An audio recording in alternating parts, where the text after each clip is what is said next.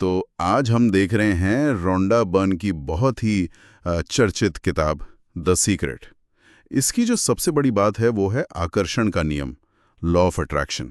मतलब ये आइडिया कि हमारी सोच ही हमारी दुनिया बनाती है। तो आज इसी सोच को थोड़ा और समझते हैं। बिल्कुल। और देखिए, ये नियम ही इस किताब का आप कह सकती हैं केंद्र बिंदु है।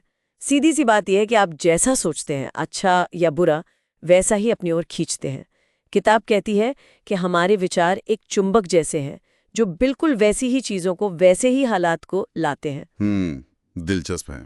मतलब सिर्फ सोचने भर से क्या ये इतना आसान है? कि किताब कोई तरीका बताती है इसे करने का? हाँ, बिल्कुल। इसमें एक रचनात्मक प्रक्रिया दी गई है। 3 कदम है उसमें। पहला, मांगो, आस्क, मतलब एकदम साफ हो कि आपको चाहिए क्या। ठीक है, मांगो। फिर दूसरा, विश्वास करो, बिलीव, पूरे दिल से यकीन करना कि वो चीज आपको मिल रही है या मिल गई है। और तीसरा, प्राप्त करो, रिसीव, यानी उसे पाने की जो अच्छी फीलिंग है ना, उसे महसूस करना। अच्छा, तो मतलब सिर्फ चाहना काफी नहीं है।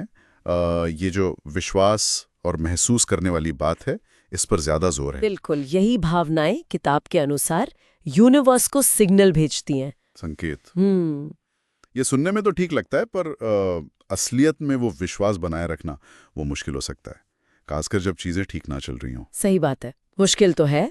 तो किताब इस बारे में कुछ कहती है कि शक को, नेगेटिविटी को कैसे हैंडल करें? हाँ, वो कहती है कि अपने यकीन पर टिके रहना जरूरी है, लगातार। और यहीं पर 2 चीजें बहुत मदद करती हैं। एक तो कृतज्ञता, मतलब ग्रैटिट्यूड। अच्छा, कृतज्ञता कैसे? जो आपके पास पहले से है उसके लिए शुक्रगुजार होना। किताब का मानना है कि इससे और अच्छी चीजें आपकी तरफ आती हैं। रोज लिखने की सलाह भी दी गई है कि आप किन चीजों के लिए थैंकफुल हैं। और दूसरी चीज? दूसरी है विजुअलाइजेशन, मानसिक दर्शन। विजुअलाइजेशन ये क्या है? बस दिन में सपने देखने जैसा? नहीं, उससे थोड़ा ज्यादा गहरा है ये। विजुअलाइजेशन का मतलब है कि आप जो चाहते हैं उसे अपने मन में ऐसे देखें जैसे वो सच हो चुका है।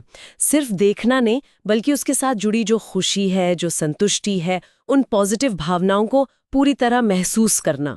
अच्छा, मतलब पूरी तरह से उस अनुभव को जीना मन में। हाँ, बिल्कुल। जैसे शायद कोई अपनी सपनों की कार को सिर्फ देख नहीं रहा, बल्कि उसे चलाने का एहसास, उसकी खुशबू, वो सब कल्पना में जी रहा है। किताब का तर्क है कि ये जो मानसिक तस्वीर है और ये जो भावनाएं हैं, यही मिलकर ब्रह्मांड को सही सिग्नल भेजते हैं। समझ गया। तो ये सब तरीके, ये कृतज्ञता, विजुअलाइजेशन, ये क्या सिर्फ पैसा या करियर के लिए ही काम करते हैं, या फिर? नहीं नहीं, किताब तो कहती है कि ये सिद्धांत जिंदगी के हर पहलू पर लागू होते हैं। आपके रिश्ते हो, आपकी सेहत हो, खुशी हो, सब पर। अच्छा, रिश्तों पर कैसे? सिद्धांत की बात। इसे रोज की जिंदगी में उतारने के लिए, मतलब प्रैक्टिकली, कुछ और टिप्स है किताब में। हाँ हाँ, कुछ प्रैक्टिकल चीजें भी बताई हैं, जैसे अफर्मेशंस। अफर्मेशंस मतलब वो छोटी छोटी पॉजिटिव लाइनें जो आप खुद से बार बार कहते हैं अपने विश्वास को पक्का करने के लिए। जैसे मैं खुश हूँ, मैं सफल हूँ, इस तरह की बातें। अच्छा, जैसे मंत्र की तरह। हाँ, कुछ वैसा ही। और एक विजन बोर्ड बनाने का भी सुझाव है। Vision board? हाँ, एक बोर्ड जिस पर आप उन सब चीजों की तस्वीरें या शब्द लगाते हैं जो आप पाना चाहते हैं, ताकि वो रोज आपकी नजरों के सामने रहें, एक रिमाइंडर की तरह। ठीक है। और साथ में ये भी कि नेगेटिविटी से बचें, मतलब बुरी खबरें या जो लोग हमेशा शिकायत करते रहते हैं, उनसे थोड़ी दूरी बनाना। और हाँ, वो कृतज्ञता वाला अभ्यास वो रोज करना। तो कुल मिलाकर इस किताब का जो सार है वो ये है कि भाई हमारी सोच में ही ताकत है दुनिया बदलने की। बिल्कुल। मांगो, विश्वास करो, प्राप्त करो, ये 3 कदम और कृतज्ञता और विजुअलाइजेशन जैसे तरीके इसमें मदद करते हैं। एकदम सही। किताब का जो आखिर में निचोड़ है वो यही है कि हमारे हालात बदलने की जो चाबी है ना, वो कहीं बाहर नहीं है, वो हमारे अपने अंदर है, हमारी सोच में, हमारी भावनाओं में।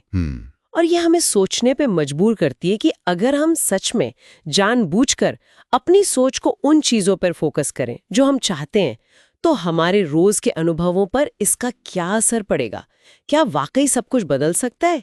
ये एक सोचने वाली बात है ना।